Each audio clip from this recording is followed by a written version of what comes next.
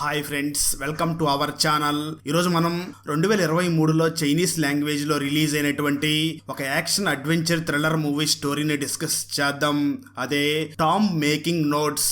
Now let's start our video.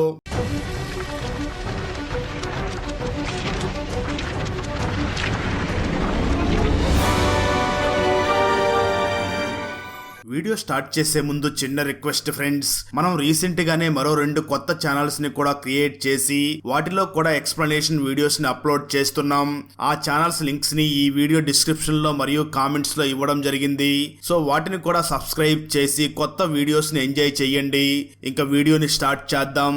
Open చేస్తే 2 వ్యక్తులు దొంగతనంగా ఒక శ్మశానంలోకి వెళ్తారు. అక్కడ వాళ్ళిద్దరూ కూడా ఒక టామ్ అదే ఒక సమాధి దగ్గరికి వెళ్లి దాన్ని ఓపెన్ చేసి అందులో ఉన్న జ్యువెలరీ మొత్తాన్ని దొంగతనం చేస్తూ ఉంటారు. సరిగ్గా అదే సమయంలో ఆ సమాధిలో చనిపోయి ఉన్న ఒక లేడీ పైకి లేస్తుంది. వెంటనే వాళ్ళ మీద దాడి చేస్తూ ఉంటుంది. అయితే అదే సమయంలో ఒక మాంత్రికుడు అక్కడికి వచ్చి అతి కష్టం మీద ఆ దెయ్యాన్ని బంధిస్తాడు. ఆ తర్వాత ఆ దెయ్యాన్ని తిరిగి మళ్ళీ ఆ సమాధిలోనే పెట్టేస్తాడు. కానీ నిజానికి ఇదంతా కూడా ఒక స్టోరీ. హూ అనే పేరు గల ఒక వ్యక్తి ఈ కథను అందరికీ వినిపిస్తూ ఉంటాడు. ఈ స్టోరీ వేల సంవత్సరాల పాత స్టోరీ. ఈ స్టోరీ ఒక ఎర్త్ మాస్టర్ ఫ్యామిలీ స్టోరీ.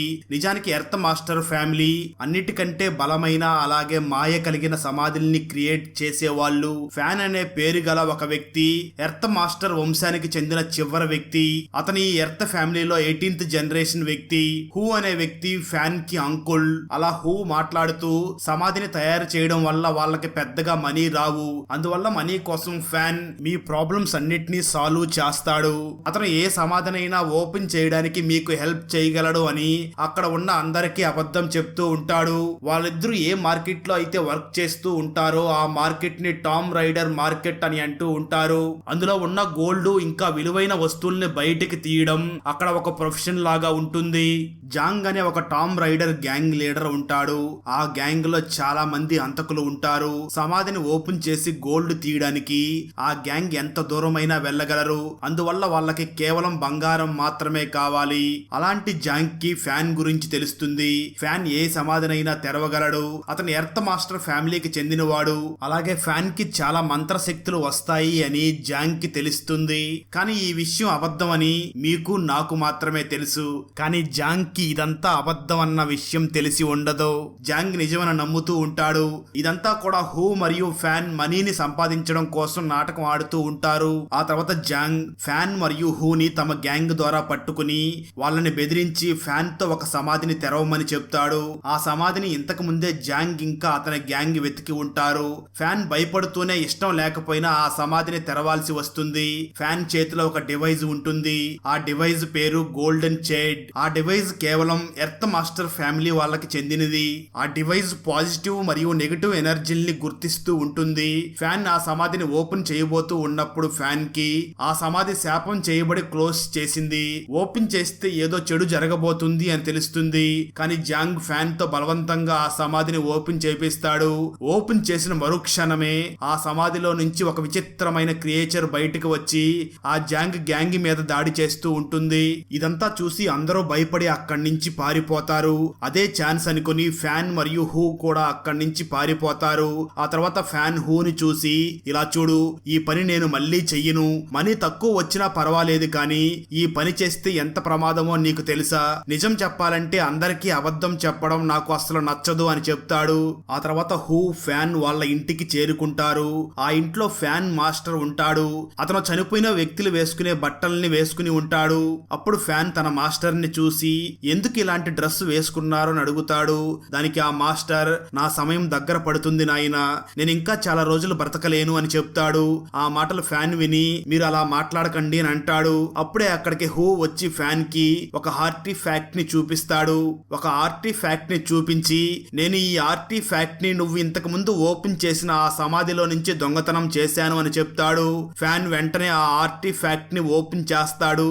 అందులో ఏదో డైరెక్షన్స్ ని గీసి ఉన్న ఒక పేపర్ ఉంటుంది. ఫ్యాన్ వెంటనే ఆ పేపర్ ని చెక్ చేస్తాడు.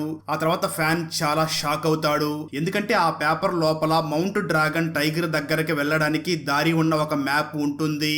గోడింగ్ ఫ్రాంక్ సమాధిని మౌంట్ డ్రాగన్ టైగర్ దారిలోనే ఉంచి ఉంటారు. ఈ గోడింగ్ ఫ్రాంగ్ నే ఎర్త్ మాస్టర్ ఫ్యామిలీ ఫౌండర్. అతని దగ్గర ఇన్ఫినిటీ నాలెడ్జ్, మ్యాజికల్ పవర్స్ చాలా ఉంటాయి.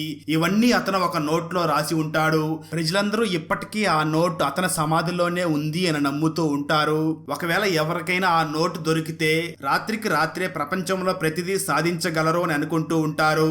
ఆ మ్యాప్ ని చూడగానే హూ మరియు ఫ్యాన్ ఇద్దరూ కూడా షాక్ అవుతారు. అప్పుడే అక్కడికి ఒక అమ్మాయి వచ్చి హూ మరియు ఫ్యాన్ నుంచి ఆ మ్యాప్ ని దొంగతనం చేయడానికి ట్రై చేస్తుంది. ఆమె పేరు కింగ్. ఆమె ఒక green I night own ninja, అంటే ఆమె ఒక నింజా కమ్యూనిటీకి చెందింది. ఆమె ఐస్ గ్రీన్ గా ఉంటాయి. ఫైనల్ గా కింగ్ వాళ్ళిద్దరి నుంచి ఆ మ్యాప్ ని దొంగలిస్తుంది. ఎందుకంటే కింగ్ ఒక టామ్ రైడర్. మార్కెట్ నుంచే హూ మరియు ఫ్యాన్లని అబ్జర్వ్ చేస్తూ ఉంటుంది. కింగ్ ఆ మ్యాప్ ని తీసుకుని పారిపోతూ ఉంటుంది. అప్పుడే అక్కడికి జాంగ్ తన మనుషులతో వస్తాడు. ఆ తర్వాత కింగ్ ని పట్టుకుంటాడు.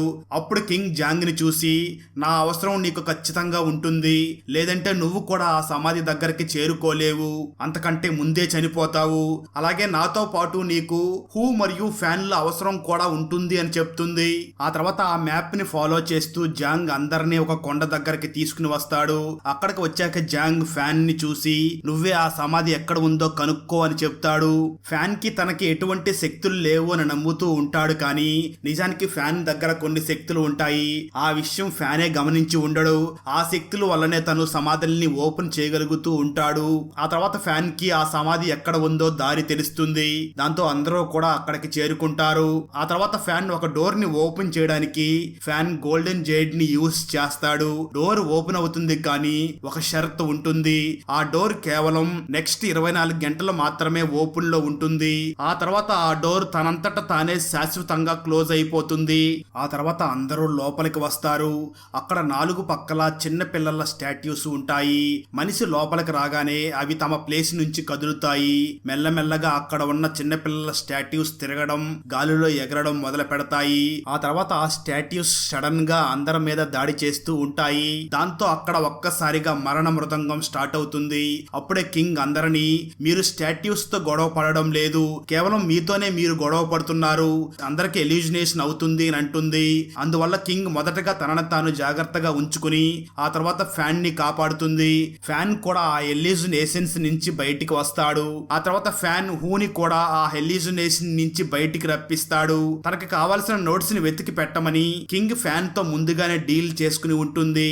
దానికి ఫ్యాన్ కూడా సరే అని ఒప్పుకుంటాడు. కానీ హూ ఎల్యూజినేషన్ నుంచి బయటికి రాగానే ఫ్యాన్ హూని తీసుకుని అక్కడి నుంచి పారిపోతాడు. కింగ్ ఒంటరిగా జాంగ్ గ్యాంగ్ మధ్యలో ఇరుక్కుంటుంది. అయినా కూడా కింగ్, జాంగ్ ఇంకా అతని గ్యాంగ్ మెంబర్స్ అందరినీ కూడా ఎల్యూజినేషన్ నుంచి బయటికి తీసుకుని వస్తుంది. ఆ తర్వాత వాళ్ళందరూ మ్యాప్ ని ఫాలో అవుతూ వెళ్తారు. కొంచెం దూరం వెళ్ళిన తర్వాత అందరికీ హూ మరియు ఫ్యాన్ కనిపిస్తారు. అంటే హూ మరియు ఫ్యాన్ పారిపోవాలి అనుకున్న ప్లాన్ ఫెయిల్ అవుతుంది. ఆ తర్వాత అందరూ ఒక రూమ్ లోకి వెళ్తారు. అక్కడ చెస్ బోర్డ్ లాగా డిజైన్ ని తయారు చేసి ఉంటారు. అందులో 9 పెద్ద స్క్వేర్స్, దాని లోపల 9 చిన్న స్క్వేర్స్ ఉంటాయి. వాటిని చూసిన జాంగ్ లోని ఒక గ్యాంగ్ మెంబర్ కి ఆ గేమ్ గురించి ఏదో ఒకటి గుర్తుకు వస్తుంది. ఆ మెంబర్ ఒక మాంత్రికుడు కూడా. అతను ఏమీ ఆలోచించకుండా, అర్థం చేసుకోకుండా ఆ స్క్వేర్ మీదకి వెళ్లి నిలబడతాడు. అప్పుడు దాని వల్ల అక్కడ ఉన్న ఒక డోర్ తనంతట తానే ఓపెన్ అవుతుంది. అక్కడ ఉన్న అందరూ కూడా ఈ గదిలో నుంచి బయటికి వెళ్ళడానికి దారి దొరికింది అని అనుకుంటారు. కానీ ఆ సంతోషం ఎక్కువసేపు అస్సలు ఉండదు. ఆ డోర్ నుంచి ఒక పెద్ద క్రియేచర్ బయటికి వచ్చి అందరినీ ఒక్కొక్కరిని కరుస్తూ ఉంటుంది. దానివల్ల చాలా మంది కూడా ప్రాణాలని కోల్పోతారు. ఆ తర్వాత ఫ్యాన్ తానే సొంతంగా ఆ చెస్ బోర్డ్ ని సాల్వ్ చేయడానికి ట్రై చేస్తాడు. ఈ ప్రయత్నం వల్ల ఇంకొక డోర్ ఓపెన్ అవుతుంది. ఆ డోర్ ద్వారా అందరూ బయటికి వస్తారు. కానీ ఈ సంఘటన వల్ల జాంగ్ గ్యాంగ్ లోని చాలా మంది మనుషులు ప్రాణాలు పోతాయి. అక్కడి నుంచి అందరూ ఒక నది దగ్గరికి చేరుకుంటారు.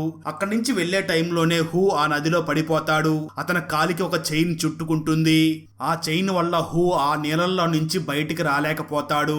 ఫ్యాన్ హూకి హెల్ప్ చేయడానికి నీళ్ళల్లోకి దూకుతాడు. కానీ ఫ్యాన్ కూడా హూని నీళ్ళల్లో నుంచి బయటికి తీసుకురాలేకపోతాడు.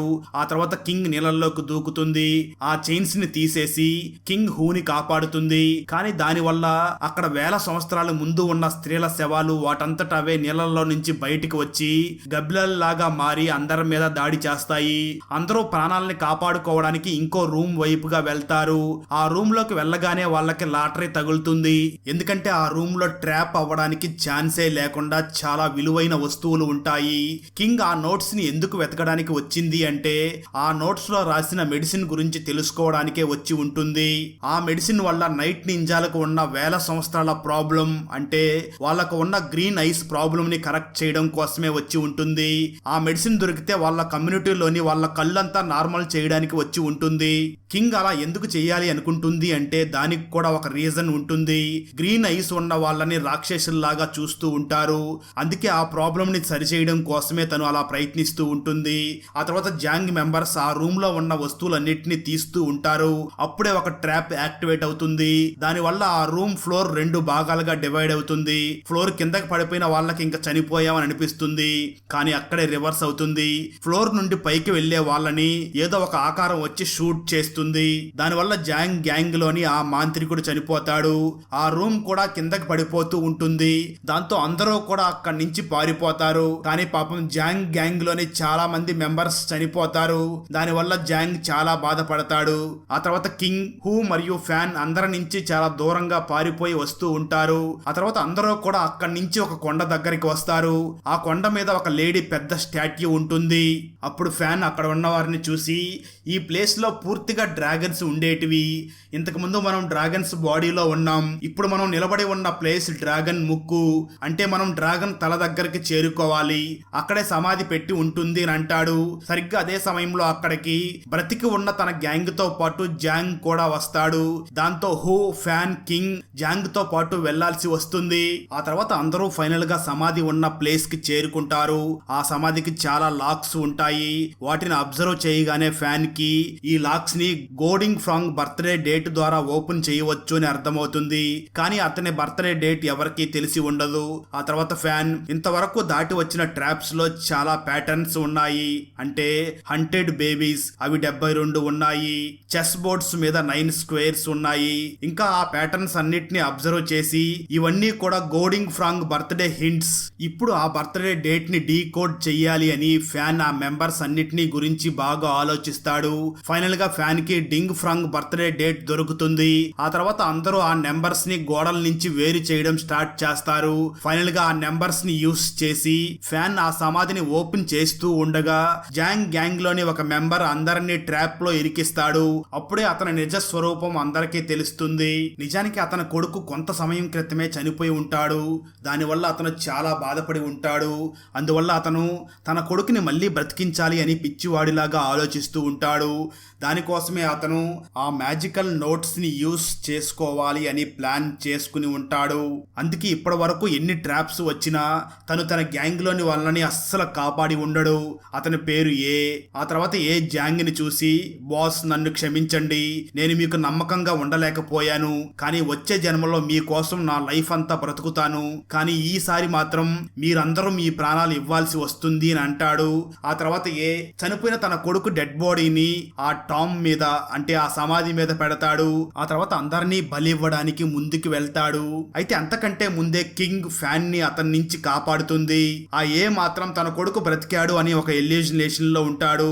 తన కొడుకు డెడ్ బాడీని తన చేతిలో పెట్టుకుని తన కొడుకు బ్రతికాడు అనుకుంటూ తన కొడుకు డెడ్ బాడీని హగ్ చేసుకుంటాడు. సరిగ్గా అదే సమయంలో ఆ సమాధి నుంచి ఒక స్కార్పియన్ బయటికి వచ్చి అతని కొడుకు శరీరంలోకి వెళ్తుంది.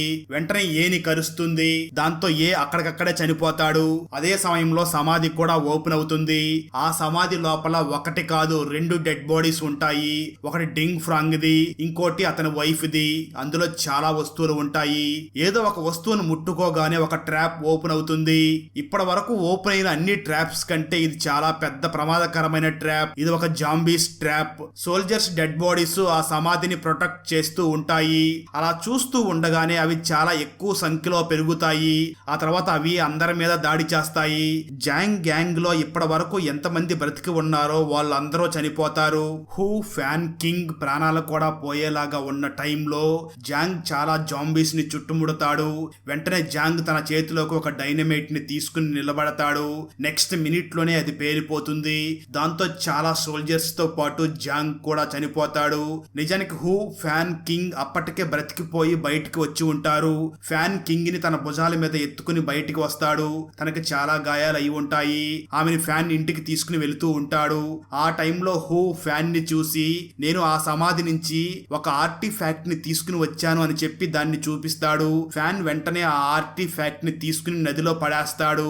ఆ తర్వాత ఫ్యాన్ హూని చూసి నాకు ఏ పాత వస్తువు మీద ఇంట్రెస్ట్ లేదు అని చెప్తాడు. కొంత సమయం తర్వాత ఆ ఆర్టిఫాక్ట్ ని నదిలో వెళ్తున్న ఒక చేపల పట్టే వ్యక్తి తీసుకుంటాడు. అక్కడతో ఈ మూవీ అయిపోతుంది. ఫ్రెండ్స్, వీడియో నచ్చినట్లయితే లైక్ చేసి ఒక చిన్న కామెంట్ చేస్తే మాకు నెక్స్ట్ వీడియో చేయడానికి ఎంకరేజింగ్ గా ఉంటుంది. అలాగే ఛానల్ ని సబ్స్క్రైబ్ చేసి పక్కనే ఉన్న బెల్ ఐకాన్ ని క్లిక్ చేసి సపోర్ట్ చెయ్యండి. Thanks for watching. జై హింద్.